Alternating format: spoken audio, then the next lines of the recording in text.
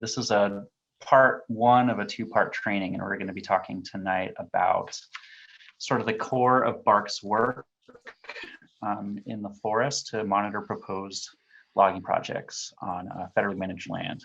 And for those of you that I haven't met, my name is Michael Krokta, and I'm BARC's Forest Watch Coordinator. And I've been with the organization involved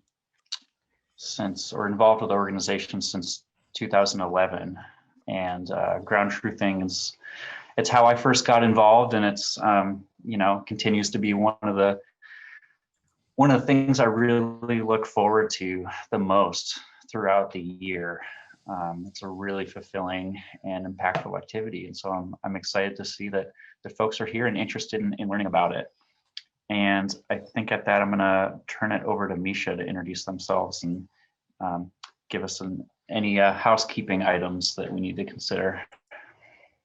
Hi everyone, my name is Misha. I work as BARC's Forest Watch Assistant and have been working with BARC for about almost a year. I'm really excited to have a second season of Groundtruthing, so I'm excited that you all are here. A couple of housekeeping Zoom items. There's going to be a few times when y'all can participate if you'd like. So during those times, you can go ahead and type in the chat and we can read it out. Or if you'd like to unmute, you can type stack like this in the chat, and that will be a key. We can call on you to unmute. We're going to save most of the Q&A until the end of the presentation, but if you have any immediate clarifying questions, please go ahead and type those in the chat. You can also type other questions that maybe you want at the end of the Q&A in the chat, and we can read those out at the end. Otherwise, please remember to keep yourself muted if you're not speaking so that we can keep everything moving. Thanks.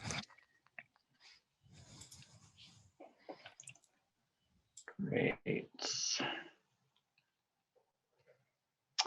So yeah, for those of you that have been to BARC events recently, you know that we always start things off with our historical accountability and land acknowledgement practice. And this is sort of a partially read, part interactive and part internal. But it's something that we have a formalized practice for and really honor the language as it's written here. So I know this is kind of a wordy slide, but this is here in case folks would like to follow along. And so I'm going to go ahead and read this part here. So again, this is our historical accountability statement here.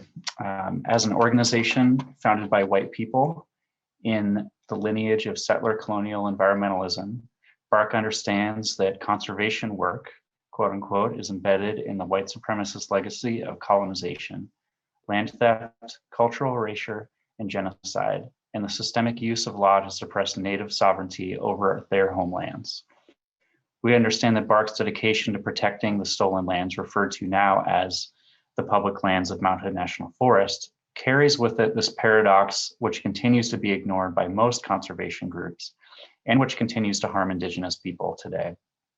In our advocacy and policy work, BARC's interactions with federal agencies often comply with the authority assumed by the US government. This quote unquote authority was assumed through the legalized displacement and genocide of Indigenous people and cultures, including through the legislative creation of public lands. These crimes and injustices have not been reconciled or rectified. Today, all non-Native people have the privilege of primary access to these public lands as a direct result of this strategy of legalized supremacy. BARC recognizes that conservation organizations like ours are complicitly participating in the ongoing displacement of Native people and culture each time settlers and non-Indigenous people claim the benefits of access to this land, and by engaging the paradox of protecting stolen land. We are working to change the vision, mission, and strategies of our organization. BARC affirms that these are the rightful homelands of the Multnomah, Molalla, Kalapuya, Chinook, Clackamas, Tonino, Wasco, Wisharam, Paiute, and many other Native people who lived here and who have always lived here and have always belonged to and cared for this land, and whose bold resistance to colonial oppression should guide us all. And so now I want to respectfully invite any Native people here today to have a few minutes to speak freely if you would like to. So we're going to move on now to our land acknowledgement practice. BARC is committing to the work necessary to repair relationships between settler descendants and Indigenous people, and between all non-Indigenous people in the land. And the land acknowledgement is just the necessary first step in this revolutionary cultural work.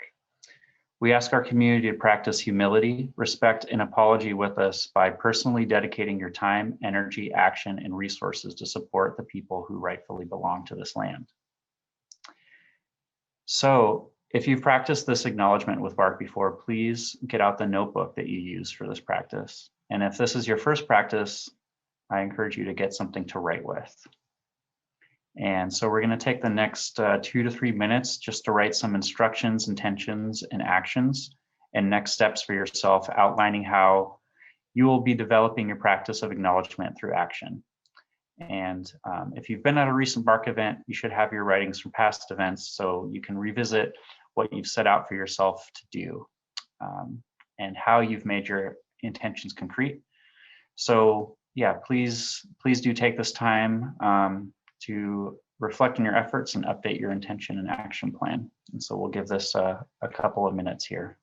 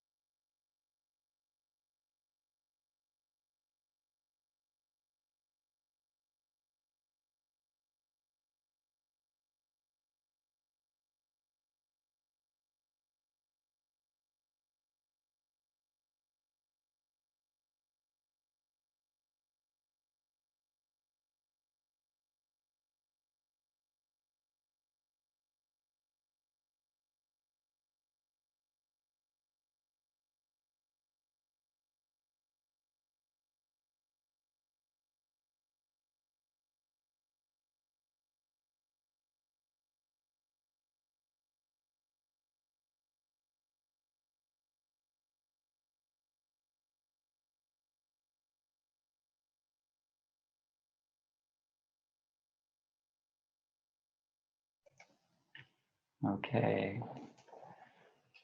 So if people are ready, just kind of finish up that thought that you started. So we want to ask folks now to set aside your journal and turn your attention away from yourself and join us in a respectful moment of silence in contemplation and humility in honor of the original people here tonight across the continent in the past, present, and the future.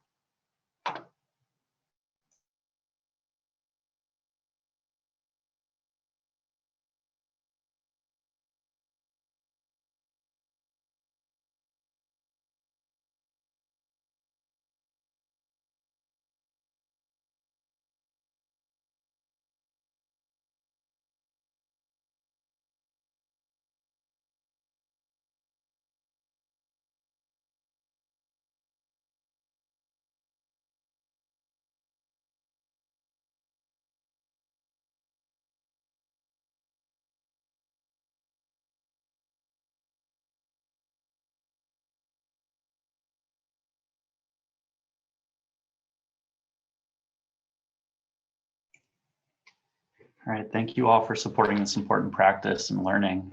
It's really important that you continue this practice acknowledgement through action in all areas of your life. Thanks so much.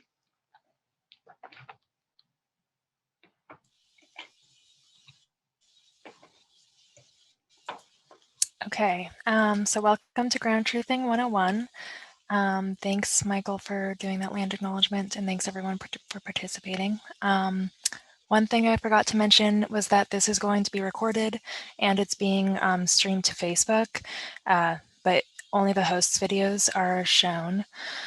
All right, and on to the training. So this is part one of a two-part training. We usually do these trainings in person and they're pretty hands-on, but our goal with this virtual training is to give you a lot of the background context about what ground truthing is and how and why we do it. And then when you come to your first couple field days, you'll be paired with either Michael, myself, or a volunteer that has a lot of experience ground truthing, and you'll get more of that like hands-on mini training while we're out ground truthing. And then if you all haven't signed up for part two is on Saturday. I'm putting that in the chat. Yes. So this is a photo from the Grasshopper Timber Sale, which is one of the projects that will be ground truthing this field season. This is a ground truther named Jordana who's measuring a tree that is so big, our measuring tape can't reach around it. All right, next slide.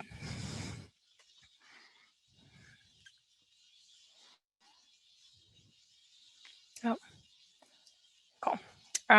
In today's training, we're going to talk about the context of where and why we ground truth, about timber sales and how we use NEPA, or the National Environmental Protections Act, to interact with the Forest Service, common issues we find, and how to get to a unit and read a Forest Service map.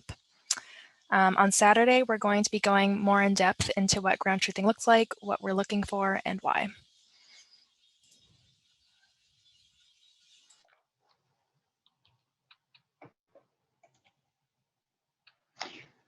Okay, so just a little bit of context before we get started with kind of getting into the weeds here. So BARC works mostly within what is now Mount Hood National Forest.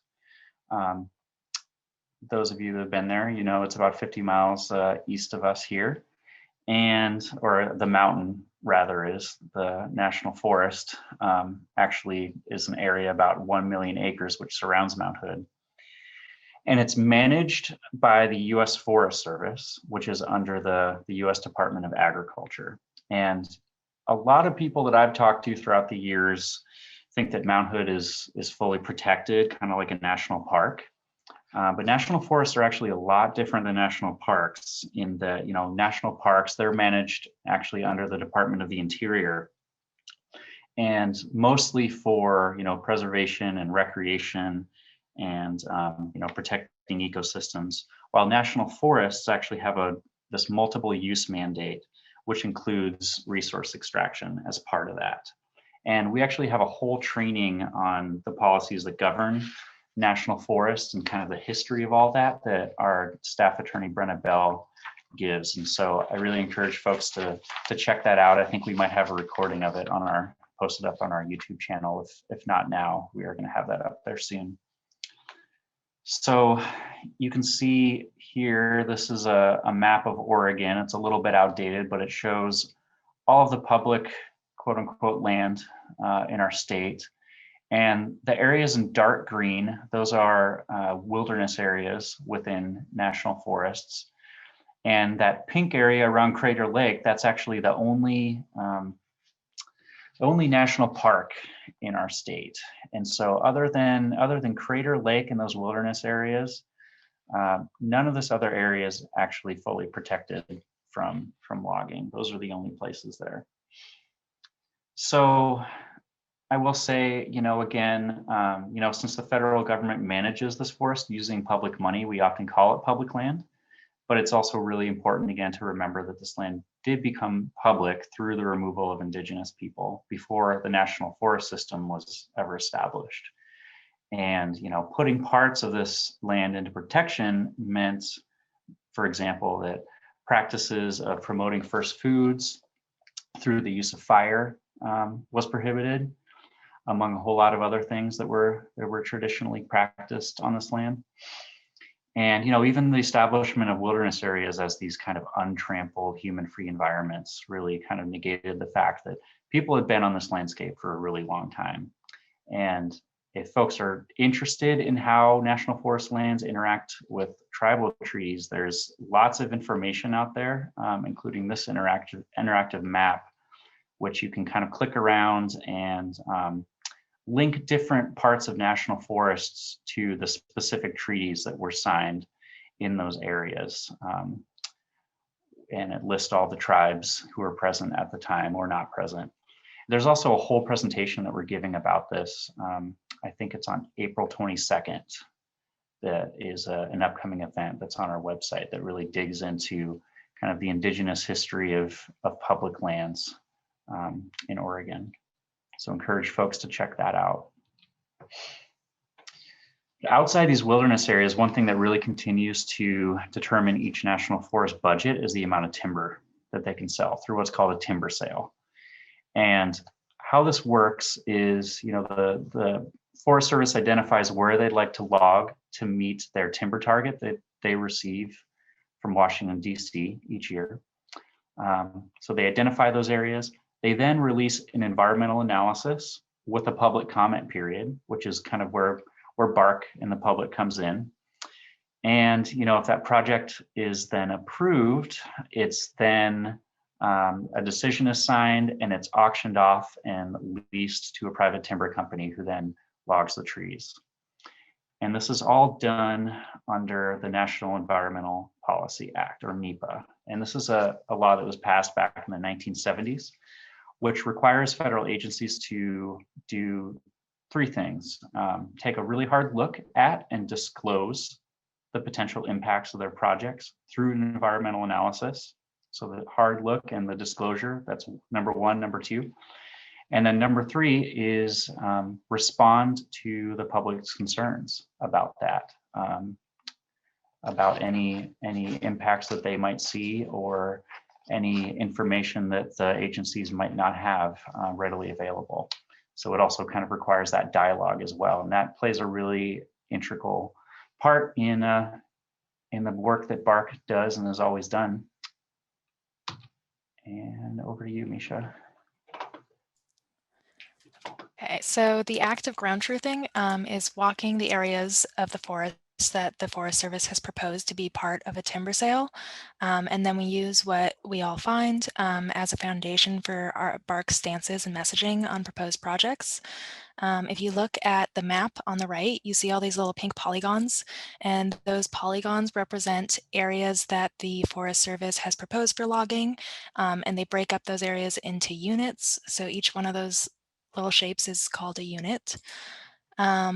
So this is one of those times where participation, you can go ahead and put an answer in the chat or type stack in the chat if you'd like to unmute. Our question is, what are some of the reasons why we do this and why do we think it's important? Diane says to stop logging. Ryan, do you want to go ahead and unmute yourself? Sure, maybe one reason is that if we're not double checking the Forest Service and the logging companies, they may not do what they say they're going to do. Yeah, totally. Yeah, the fact that we're out there on the ground watching,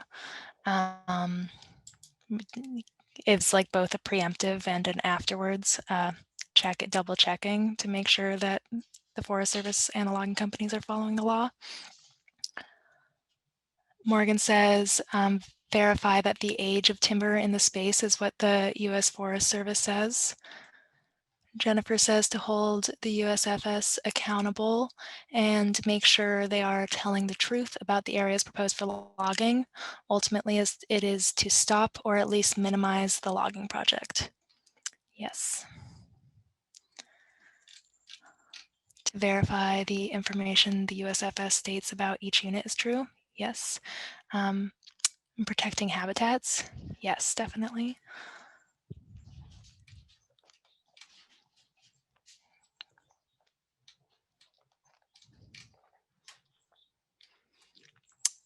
To add weight to arguments against logging. Yeah. We're out there like backing it up with what we find. Melissa says to bring attention to the practice be a public advocate. Yeah. Yeah, we get photos out there, we get a lot of information that we collect, and we can use that to educate people about what's happening on Forest Service land. Jennifer says to collect evidence in case we need to litigate. Yep. Courtney says to protect watersheds. Definitely. Riparian areas are a place that, riparian areas being wet places with rivers and water moving through them are really important and a place that we focus on a lot. All right, I'm going to give it 15 more seconds. Awesome. To connect with the land ourselves. Yes, that was the one thing I was going to say. Perfect. And also, yeah. Awesome. Okay. So to speak up for those that can't speak for themselves. Yep. Okay, next slide. Awesome. Those are all great reasons. That's exactly why we do all this. Okay, so this map on the left shows theoretically all of the projects on Mount Hood National Forest that would be happening right now, either being logged or being planned. This isn't what it actually looks like because of the fires disrupted a lot of things, but had there not been the fires, this is how much of the land would have been involved in timber sales. So as you can see, there is a huge part of the forest that is involved in timber sales, and the Forest Service doesn't always have the time or the its motivation to look at all of these areas in as much detail as we would like. So that's why we get on the land or get on the ground. Part of what determines the amount of timber sales in each national forest are timber targets set by each administration. The timber targets under Trump and Obama administrations both increase the timber targets, but they've recently decreased on Mount Hood National Forest, so that's great for all of us. One thing to note about these timber sales is that the Forest Service doesn't usually call them a timber sale, but they might be called like a restoration project. The photo on the right, if you go up a slide or back, Michael. Yeah, the photo on the right is a photo from the Crystal Clear Restoration Project, and that was proposed as a fires and fuels reduction project, and you see that a lot in all of the areas that are yellow on the map on the east side of the mountain. All right, next slide, yeah. So a lot of the projects are thinning projects, and thinning isn't necessarily what you think of when you hear the word thinning. It's usually pretty intense and can involve thousands of acres of deforestation that occurs when they are having gaps, roads, and landings. The thinning can be really aggressive, and almost every project includes something that's called regeneration harvest or shelter wood, which can equate to a clear cut on the ground. So you can see on the right here's a road. You can see a gap, I think, on the left. Cool. So like Michael mentioned before, these projects are planned under NEPA, which requires the Forest Service to take a hard look at potential impacts, transparently disclose impacts, and respond to public comment. These pictures might give you a little bit of a clue, but this is another chance for participation. So the question is, what do you all think are some examples of issues we might find by walking timber sales or things we might care about in the forest? All right, Darlene says cutting large trees, best carbon storage. Alex says sensitive endangered species inhabiting the unit. Bill says potential for fire. Snags important to wildlife. Habitat of certain species where the USFS claims there are none. The question is, what do folks think are some examples of issues we might find by walking timber sales or things that we might care about out in the forest? I said that kind of quickly again, so if you need another, I'll post it in the chat actually. Developing old growth characteristics, diversity and complexity. Small waterways, yeah. It's definitely like lots of small streams that aren't shown on the Forest Service maps. Old growth trees, creeks or incline. Awesome. These are all great. Landslide risk, definitely. Okay, we'll give another like 15 seconds. Roads not on the map. Yeah, anything that's not on the map.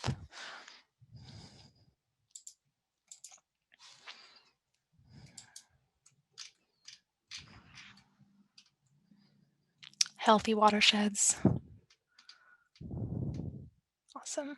And then just so you all know, I'm going to keep track of your questions and put it on a list so we can get to it at the end. There is old growth that is important to leave intact for retrieval habitat. Yeah, so signs of endangered species or protected species that might drop parts of the timber sale. Awesome. So as you can see on this slide, here's a lot of examples of what ground truthing might look like. We have somebody measuring slope in the top right corner. We have people identifying wild sign, measuring trees, finding old big trees, endangered species, and let's see, somebody measuring canopy closure. So we're going to go into more detail about what ground truthing involves Saturday, but this is a little bit of a glimpse.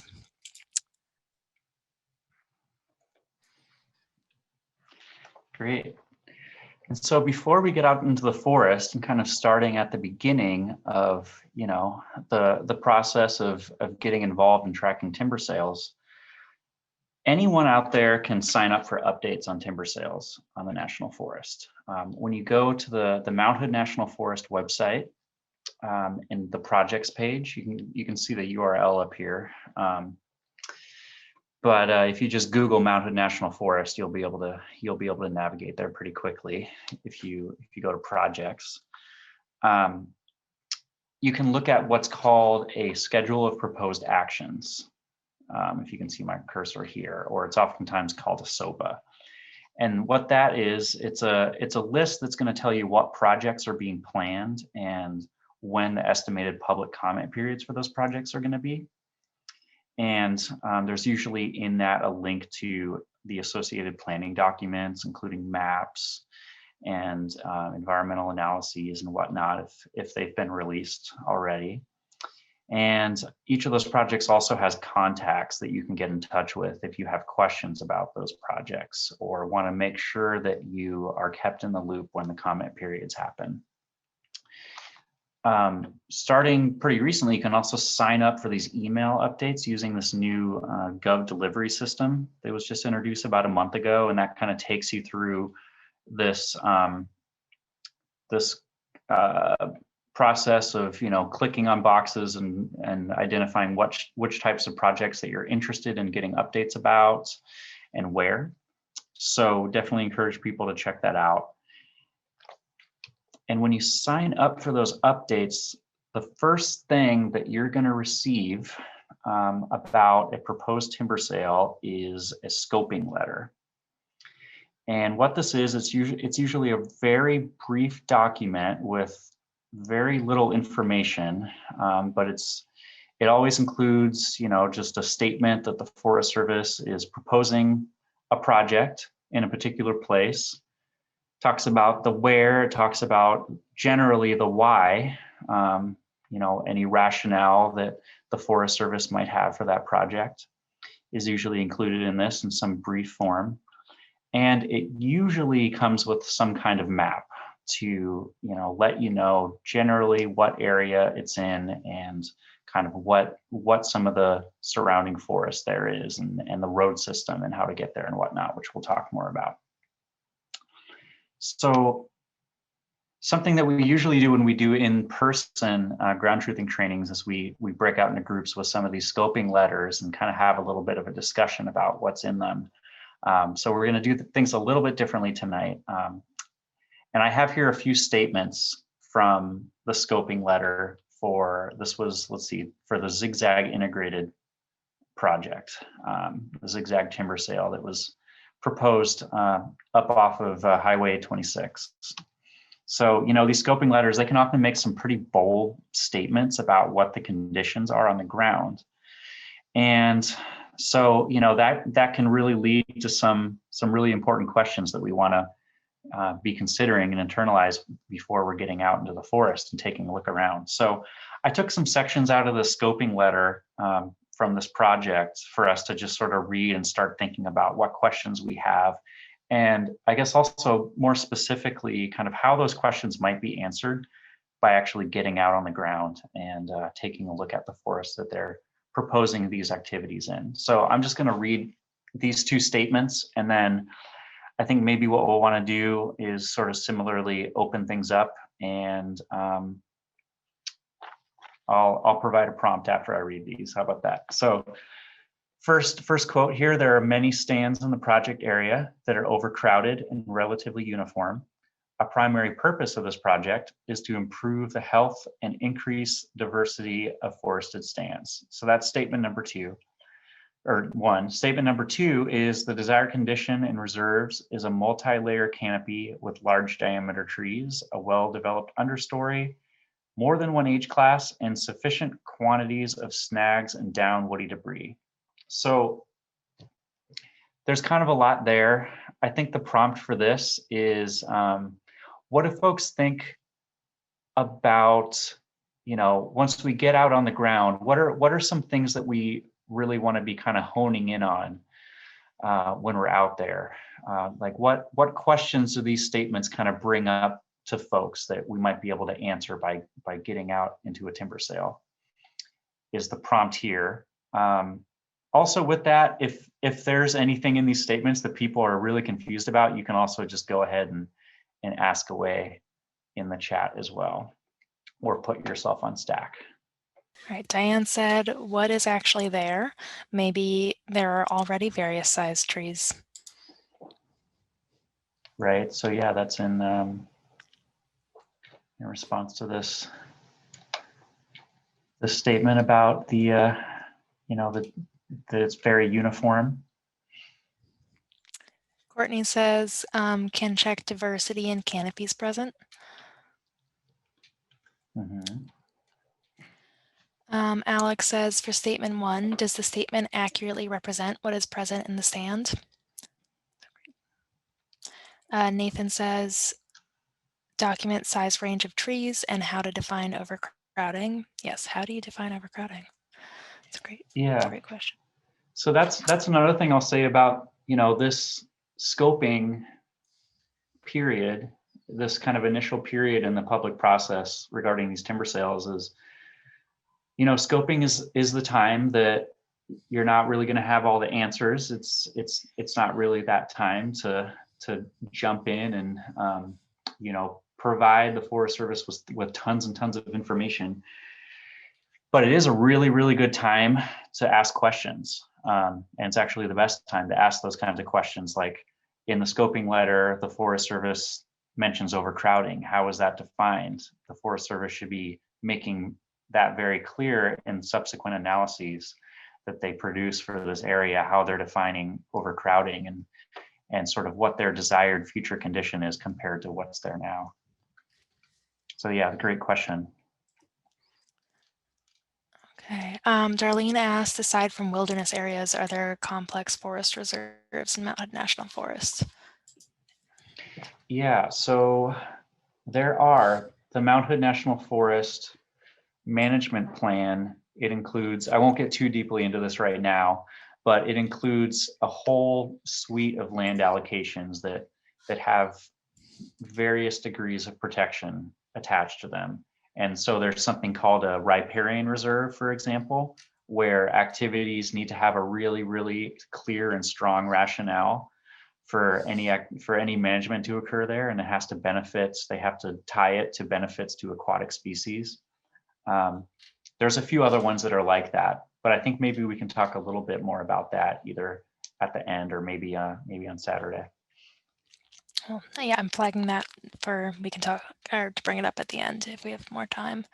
Okay, some other answers. Is there already a multi-canopy or multi-layer canopy? Are there significant quantities of snags? What's the definition of many? Brian says might be uniform stand of older, larger trees with fewer having fallen or died yet, stage before multi-layer canopy. Yeah. Is logging going to create the desired conditions? Is their plan going to create the desired conditions? What is a sufficient quantity of snags and down woody debris? What is the condition of the understory of the forest? Assessing whether their stated need for the treatment, in quotes, is legitimate, and what dynamics are in play that create current conditions. Wow, these are great questions. I'm really happy to see you also engage with this one. We're going to do one more here, or I guess a couple more statements, which are a little bit different, just to give you an idea of some of the other rationale that's sometimes included in these. This is from the same scoping letter. So due to past fires and management practices, large trees and down wood are lacking adjacent to some project area streams. There's an opportunity to take actions to enhance riparian habitat by thinning where appropriate and by falling and leaving some trees in riparian areas. So, that sounds pretty good, right? Second one here, the desired condition is to have a landscape accessed by an appropriate network of roads that provide for management access and visitor safety while minimizing risk to aquatic resources. So, this project sounds pretty great, right? That's one thing about reading these things is, before actually getting out into the forest, like I've read scoping letters before where I'm like, yeah, on a surface level, this rationale and these actions sound pretty great. But just real quick here before we move on, what questions do folks have for these statements that maybe are a little bit different than those first two? Maybe just take a couple minutes here. What new road construction is proposed? Yeah, what's that appropriate network of roads? What does that look like? How is that defined? Does thinning enhance riparian habitat? What evidence maybe are they using to say it enhances riparian habitat? What scientific data do you have that suggests that riparian areas would benefit from thinning trees? What methods and negative impact will there be to achieve these goals? Mm-hmm. Great. Well, it sounds like you all are really on the right track here. These are some great questions and ideas. I think we're going to move on here to the next slide, unless there's, maybe give it a couple more seconds here. How will runoff from road construction and thinning impact riparian areas? Mm-hmm. Why is a network of roads necessary for management? What management, needs the roads? Mm-hmm. Yeah, we'll be talking about roads a lot on Saturday, but it is a very important part of all of this that, there's an existing road system that is out there now that's oversized. It was mostly constructed to access the forest for the initial logging that occurred, back in the day, and it continues to have really lasting impacts on the forest now. And the Forest Service is very stubborn about that road system and keeping as many roads out there as they can oftentimes so they can continue to have that access. And where they can't use that road to access the forest that they want to, they oftentimes will include quote unquote temporary road building to access units. And we see projects sometimes where they're proposing up to 20 miles of temporary road building, which is, it's kind of a misnomer because once you build a road out there, they're always going to have that alignment and that template to build that road again whenever they want. So the impacts of that road building they're lasting. There's nothing really temporary about it. So, I'm seeing these questions and I'm just letting you know that I'm flagging them for the end. Great. Okay. Move on. Awesome.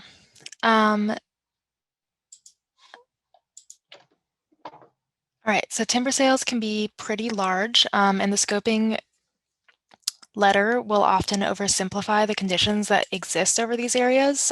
So, Michael, if you go back a slide. Yeah. And then, so this is a map that was given by the Forest Service and is associated with a scoping letter for the Crystal Clear Restoration Project, or Crystal Clear Timber Sale. You can see that this is broken up just into red and blue, which represents dry or moist forests. And this was over 13,000 acres. So just having two classifications really oversimplifies what these forests are and how they'll respond to logging, which is part of the reason why we get on the ground. Go to the next slide. So this is an example of what you all picked up on with the desired future conditions. So a lot of the times when the Forest Service proposes a project, they'll include what desired future conditions that they say they need to log in order to get. So this was a part of the Crystal Clear Timber Sale. On the left is the Forest Service's examples of the desired future conditions, and on the right are pictures that BARC took and included in the comments for this timber sale. As you can see, they're almost identical, and it's hard to imagine how logging would create the difference between right and left. All right, this is another example of how the planning documents really don't reflect reality. This is a picture taken from the Wacoma timber sale. Up in the right is a little section of a map that was included with scoping. And this map reflects the stand age, or the average tree age of each of the units. And this picture was taken right about where Michael's mouse is. And if you look over to the right on this key, you can see that the green, it's green to red, and green represents the younger stand ages. And to me, it looks like they're saying this unit should be in the 30 to 50 year range. And if you look at these trees, these are so clearly not 30 to 50-year-old trees. It's clearly like much older than what they're reporting. Okay, so now we'll talk about how to get to a timber sale. So we know it's in Mountain National Forest because we're in Mountain National Forest. The first step to narrowing down where it is to ask which district it's in. So there are 4 districts in Mount Hood National Forest. You can see in like the southwest is the Clackamas River Ranger District. In the west is the Zigzag Ranger District. In the northeast, north and northeast, is the Hood River Ranger District, and in the far east is the Barlow Ranger District. Each of these staff have different budgets, different staff. Each of these districts have different staff, different budgets, and different priorities. So knowing which district it is in is the first clue to where it is and what the project might be like. Okay, so next step, we know this is in the Clackamas River Ranger District right here. And the next thing we see is this kind of this weird row of letters and numbers right here that's kind of running across the top of this document here.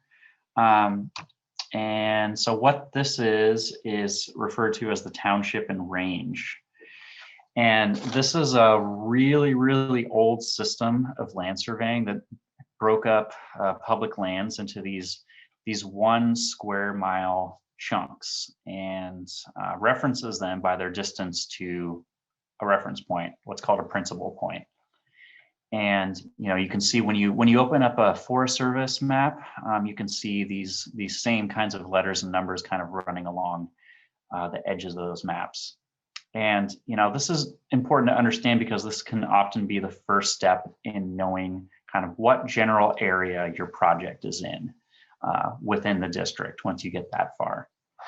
And so with this system, land was divided into these 6 by 6 mile, what are called townships, which are then divided into these 36 1 square mile sections here, which if we go back here, you can actually see these on these maps. I'm sure everyone has has seen these in the past and maybe, I don't know, just don't notice it or don't know what it is, so you move on.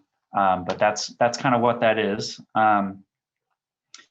And so the values of how east or west an area is from this reference point is called the range. And the value north to south is called the township, hence the R and T here. And so, for example, T2 south, township 2 south, and range 2 west, it looks like. That's right here. And so that's basically means that this area is between 6 and 12 miles west and south of Washington Park, which, yeah, I forgot to mention this principal point. If you go up to Washington Park, you can actually find this plaque on the ground that is the reference point for this whole entire system in this region. And so this is definitely something, again, over Zoom, it's a little wonky to explain, but it's something that gets a whole lot easier with practice, and I'm sure folks will get the hang of it more once we are able to try this out in person. Oh, here's just another slide kind of breaking this out in another way. You can go even deeper into each section and really get specific, and sometimes the maps or sometimes the scoping letters get that specific, but it's not very often that they do talk about the northeast corner of section 14 or something like that. So these are the different paper maps that we often use. We usually start out with the Mount Hood National Forest map.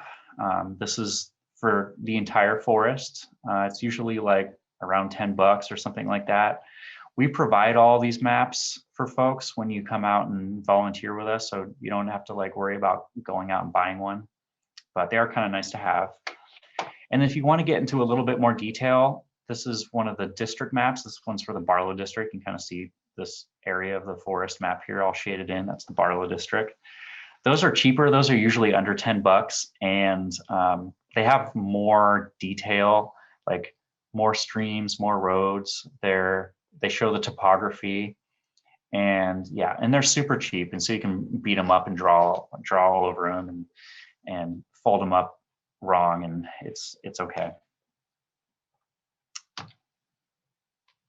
Over to you, Misha. Okay, so once you get an idea of the general area of the timber sale, you can look, this is an example of a unit map to get a more specific idea of how to get exactly to the timber sale and to each unit. And you can see each of these units are numbered so that you can reference them. You can go to the next slide. So this is another example of a unit map. And these black and white lines are all roads.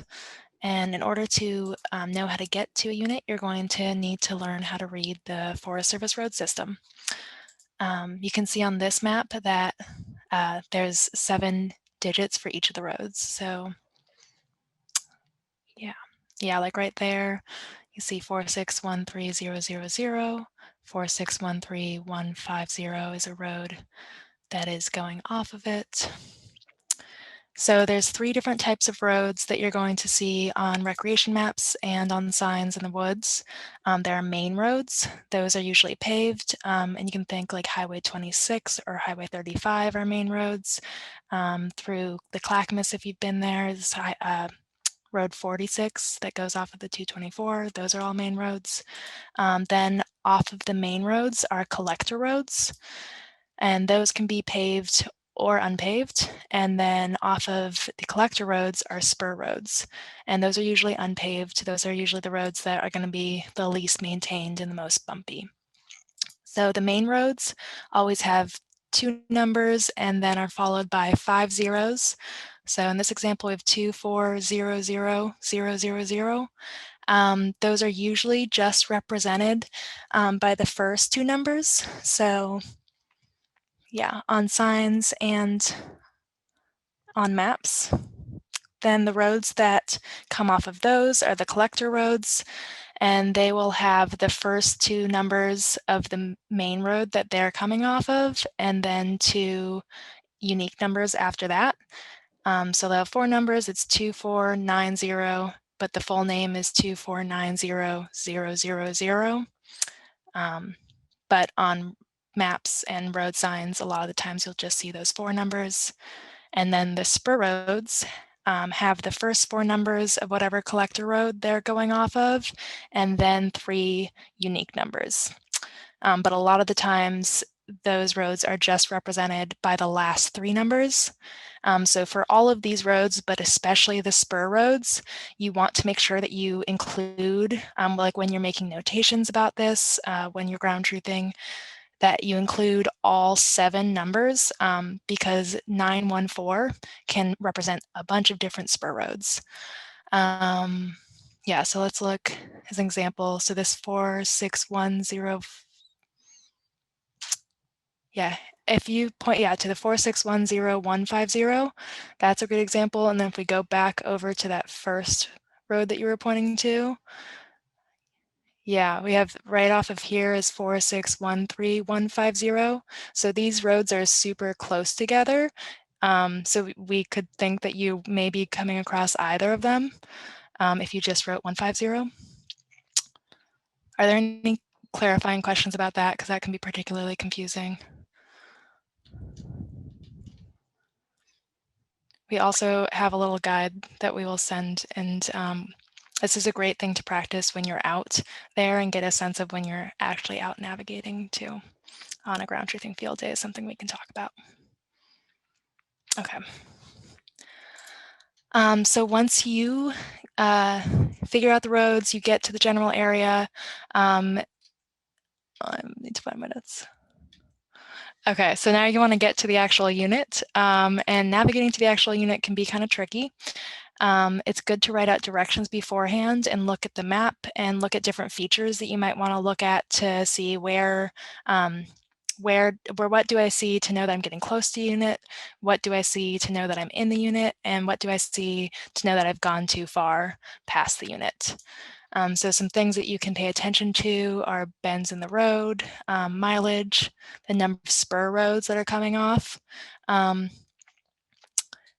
creek crossings, and then whenever you're making notes of that too, think about, well, maybe the spur road's really old and I might not see it, or maybe the creek is dried up because it's August. So you want to think about all those things before you're getting out there. Once you get to the unit, you're going to be walking off trail for the majority of the time you'll be out. It's good to cover as much of the unit as you can, but we want to prioritize walking safely and slowly and enjoying yourself and soaking up as much as you can in the unit. So once you get to a unit, we usually take some time to think about how we're going to approach the unit. So let's say I was looking over at unit 352. The pink one up at the top. Where is that? Sorry. Oh. Yeah. Yeah. So if I was going to this unit, I might be, oh, I'm driving there and I'll know I'm there when I see the spur road. And what do I want to see in the unit? Well, I want to see if these little streams are going to go into the unit. So I want to make sure that I go around the streams and see if there's more that's not mapped there. And so maybe I'd walk down this decommissioned road or the spur road, and I would go see the bottom border there and then zigzag my way up across the unit. So that's just something you want to think about when you start ground truthing and talk about with your ground truthing partners. Okay, let's go to the next slide.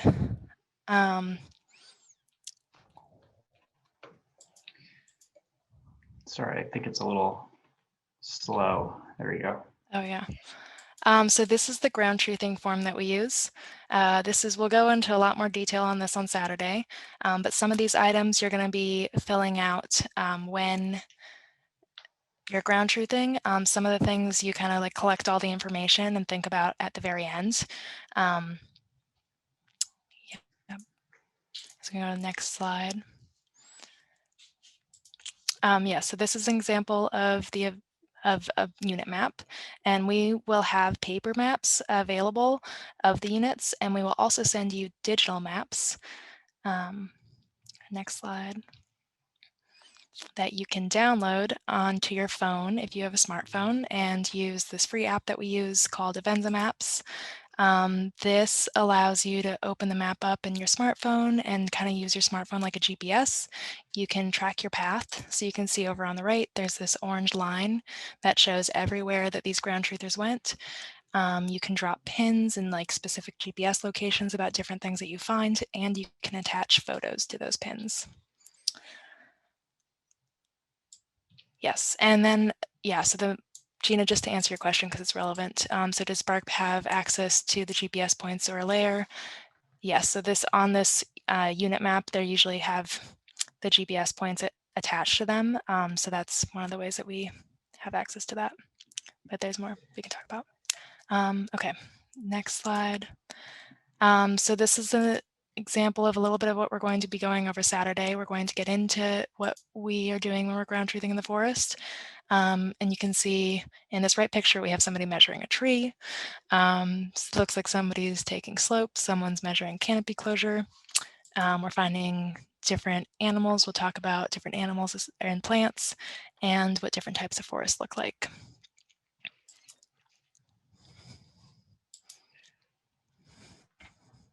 Yeah. And I think that's most of what we had content-wise for tonight. It's this is kind of the more wonky half of the ground truth training where we kind of got to get all this stuff out of the way, all of the Forest Service process and navigation and whatnot. And so, yeah, like Misha said, Saturday I think we're going to get into what I guess most people anyway consider more of the fun stuff in terms of the talking about the ecology and the different plant and critters that we might be able to see out there that maybe are sensitive or protected, and yeah, just a little bit more about that whole process. And then like we mentioned at the top of the training, there's a lot of stuff that just due to the virtual nature of this training, it's just really hard to go over. It's a lot different than being out together out in the forest. And so if by the end of the second training, people are still feeling like a little bit shaky on stuff and maybe want to have a little bit more experience about, what people should be looking for, and want to go out with folks that are more experienced, that's we totally expect that. And so we're going to be setting up all of our field days in the early spring kind of with that in mind, and we'll have some time set aside so we can do some training out in the field, because that time in the forest is really the most important part of all of this. This is really something that most people really truly learn through doing it, and less through Misha and I talking to you about it. But that said, we definitely have some time right now I know we had, I think, some questions that we put on hold, and we also just kind of want to spend some time talking a little bit with all of you and seeing what kind of questions or concerns or topics anyone else wants to bring up. All right, I'm going to get started with the first few questions, and then people want to chat or go on Stack. We can do that. So first question is, since NEPA doesn't require further studying, testing, studying, etc. after a project, does BARC continue to study areas after a project has happened? Yes, we definitely do. So yeah, and for the first part of that, it's true, NEPA doesn't specifically require that, but the Forest Service does have requirements to do follow-up and quote unquote, adaptive management with all of their projects. And so there are other law, regulation, and policy components to what they do that do require them to do some monitoring. It's very little compared to what we believe they should be doing. And both in the scale and the detail in which they're doing those things. But yeah, the post-logging monitoring program that BARC started, I don't know, probably close to 10 years ago now, has really come up with a lot of issues that occur on the ground that the Forest Service, we found, doesn't, they don't really consider when they're planning these projects, and at the time weren't really following up on very much. When the timber companies did things that weren't included in the contracts that they had with the Forest Service. Up until recently, a lot of those things were just kind of overlooked. And so we've really seen that part of our work have a pretty big impact. And actually something that I do hope that we're going to be able to do early this summer is go up to some recently logged timber sales on the north side of Mount Hood to specifically look at some of those road impacts that happen. Because right now the Forest Service is saying that in future projects, they don't feel like it's necessary to disclose the locations or the number of miles of roads that they are likely going to be building into the forest as part of these projects.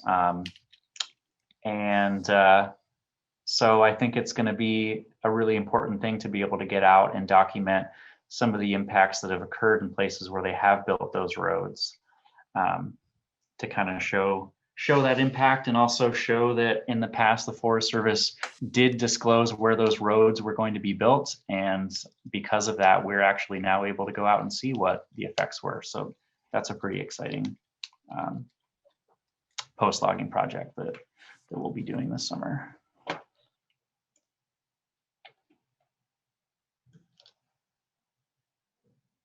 Okay, now it looks like there's another question here about time of year or cadence to when the Forest Service typically schedules timber sales.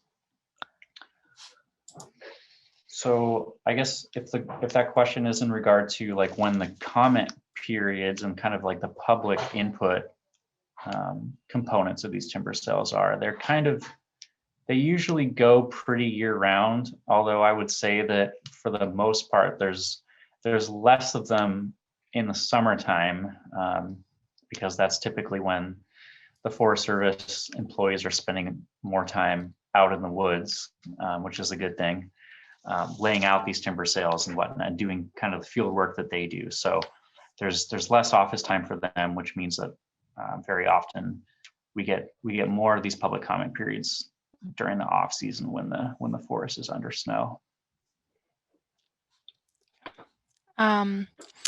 Another question is the roadless rule. Is the roadless rule still in effect, and does it cover any part of Mount Hood?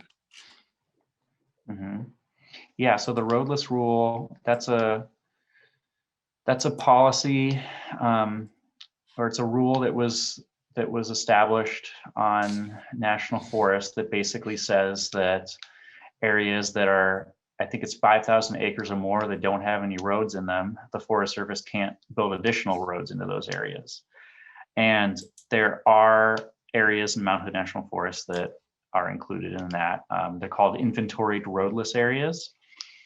And we don't oftentimes see timber sales proposed in those places, but there is a project right now that we're looking at called Grasshopper, which is where that first image in this presentation was taken, where we're going to be spending some time this summer, and it's out on the east side of Mount Hood, where there is some proposed logging and potentially quote unquote temporary road building proposed in those inventoried roadless areas. So yeah, for sure. Are there habitat reserved for endangered species on Mount Hood? And maybe this is, I guess we can talk a little bit more about the different land allocations and reserves associated too. Yeah, so that's something, let me go back to our data sheet here. This is actually a question that we ask, fill out if the information is available about the land allocation. And so again, the Forest Service has these different land allocations that the whole forest is broken up into. And I think about it sort of like, it's kind of like zoning in a way, where I wish we had a map, I don't think we do on this presentation, that shows all the different land allocations where they exist. But each of these areas under these different land allocations, they all have what are called standards and guidelines that the Forest Service needs to be following when they're proposing activities there.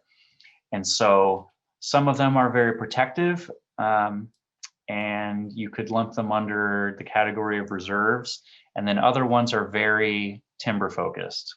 And I will say that most of these land allocations, they were all mapped and established in the late 80s because the Mount Hood Forest Management Plan, I think it came out in 1990. And so that's just a caveat that these are based off of outdated information and science. And, I'm sure it was not a very inclusive process when they were laying these things out. But yeah, they each kind of have their own focus. And so there's another one that's actually under the Northwest Forest Plan called a late successional reserve. And that's one that, when we go back to this slide right here,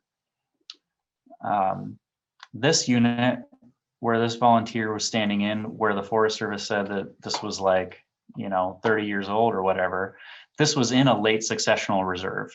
And a late successional reserve on a Northwest Forest Plan, it says that there can only be forest management that happens in there if it benefits or accelerates late successional forest structure. So late successional is another word for, mature old growth, which we're going to talk a lot about on Saturday in terms of like what, structural components kind of define that. But this was an example where, because we went out and saw that this was an old growth stand, the Forest Service pulled this from the project because they couldn't actually justify doing anything in there anymore, because the stand was already late successional and really good habitat for late successional species like spotted owl. And so, that's kind of an example of how those sorts of things play out and why we asked that question on our data sheet. Sometimes you'll see areas on timber sale maps. Yeah, maybe we don't have one. But there was that question about habitat reserves. Yeah, I don't think we have a map that shows this, but northern spotted owl, that's a really good example of, that's a threatened species that when a nest of a spotted owl is located and known and documented, there are really clear standards and guidelines about the type of logging that can happen within proximity to that nest. And that goes for other species too. I think somebody mentioned red tree voles, and that's a species that in the North Clack timber sale, especially, that we were looking at a few years ago, we worked with a group that trained some of our volunteers on how to actually survey for red tree voles specifically, which involves actually getting up into the forest canopy, because that's a species that only exists in the canopies of old growth Douglas firs. It never touches the ground. And that's something that the Forest Service has historically done a really bad job of surveying for, because they don't get up into the trees. They just they look up from the ground and expect to be able to see something that can be the size of a human fist, basically, if that. So each one of those nests that were located, they received a 10-acre buffer. And so depending on the species, not all of them are going to have that huge of an impact on the type of logging that can happen as much as, say red tree voles or spotted owls, but that's also something we can talk more about on Saturday. Yeah, and I don't remember if you mentioned this when you're talking about the land allocations, but some of the land allocations for Mount Hood are specifically about, or mention certain species. So there's one land allocation that talks about pine marten, and there's another few that specifically talk about like deer and elk range. So sometimes, yeah, that can play a part into the desired conditions of that area. Another question is, could the treatments be economical for the logging companies if they were to do what they say they are going to do? Okay, are there any other questions?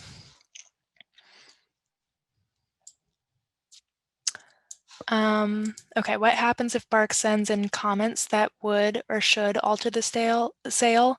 How is the USFS legally obligated to respond? Okay. Yeah, so that has happened before where, let's see, I'll go back to this crystal clear project. Sorry for all the rapid slide stuff. So yeah, depending on the project that we're looking at any given time, we always bring up issues that we feel like have legal merit, in that, you know, the Forest Service, according to NEPA or the Endangered Species Act or their own management plan, they really should be responding to these issues. So, you know, in regards to NEPA, again, if you think about the requirements of that, taking a hard look at what's out there and what the impacts might be, and making that transparent. So if we go out to the forest and we say, you know, we saw habitat for spotted owl, for example, which we found in this project, in the Crystal Clear project, that the Forest Service hadn't accounted for, you know, they're at that point, they're not complying with NEPA if they just ignore that. Part of it is that they are actually supposed to be, again, responding to the public input, and they can't, if there is information that's credible that is provided to them and they are ignoring it, that's a NEPA claim it could be a NEPA claim in a court of law. And that has been something that's been litigated on before, and groups like BARC have been successful. So like in this example, in the Crystal Clear project, we brought up that there was a ton of spotted owl habitat that the Forest Service wasn't acknowledging was there, and were proposing to log in. And on top of that, this entire area was under a land designation called critical habitat, which means it's habitat that the Forest Service is supposed to be prioritizing for the survival of northern spotted owls. And doesn't mean that they can't do logging there, but it means that where the habitat exists, they can't be doing things that remove that habitat or degrade it. And we brought up that there was much more habitat that was suitable for owls here than what they had disclosed. And that was one of the things that we took them to court on, and it, among other issues, resulted in them actually having to drop this entire 13,000 acre timber sale. So that's an example of like a very successful case that involves that. There's been other times, you know, like with the North Clack project, where there were some red tree wool nests that we did get the Forest Service to drop the logging surrounding, actually quite a few hundreds of acres, but there were other ones that they just kind of didn't, that they said that they didn't really need to take certain kinds of information that were provided in particular areas.